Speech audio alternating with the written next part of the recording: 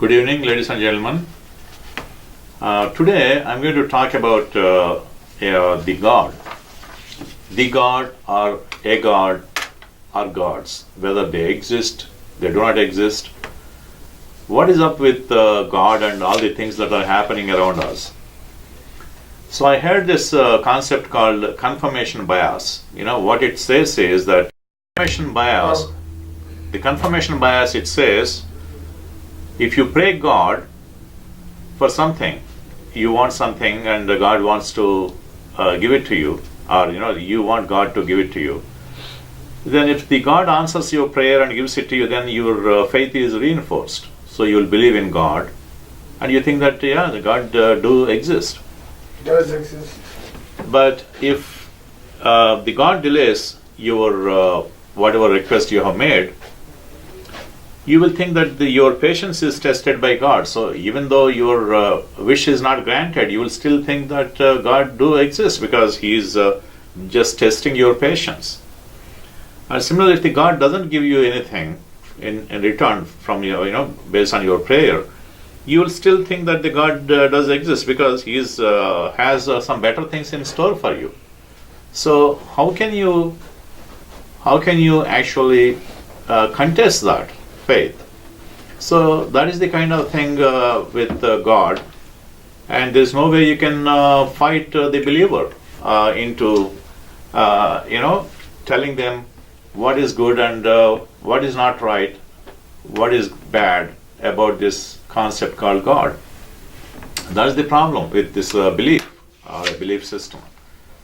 Look at this Sandy Hook school shooting where a lot of young children have died. 20 people have been killed by this lunatic who went there, and everybody invoked God when that incident happened.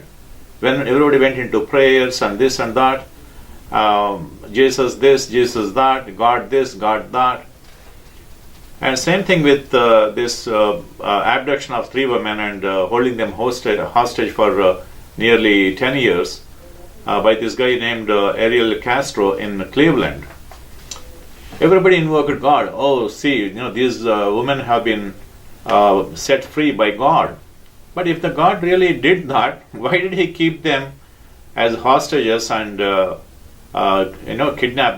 Why did He allow this guy to kidnap these 3 innocent women and make them suffer for 10 years?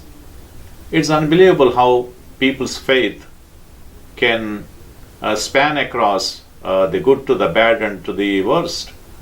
That is what is really sickening about this belief in God and the belief in any religion for that matter.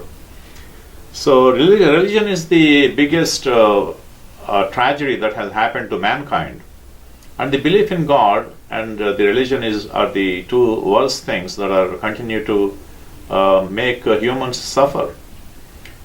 And also I heard this saying where this scientist who has created this concept of, I don't have to mention his name, but what it says is that the biggest tragedy of humankind is the usurping or hijacking of morality by religion.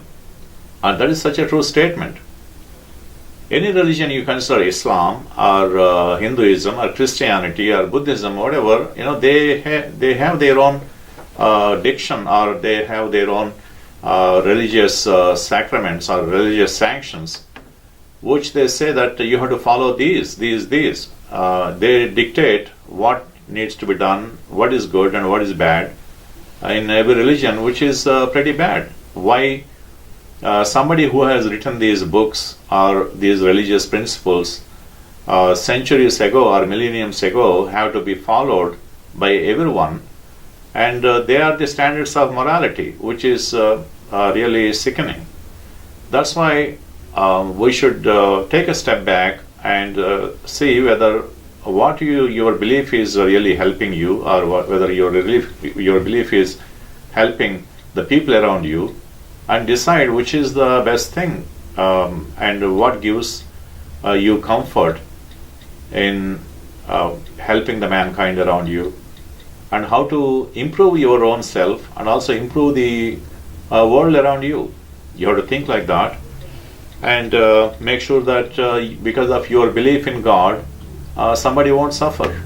That's what I want to say today, and continue watching. Thank you.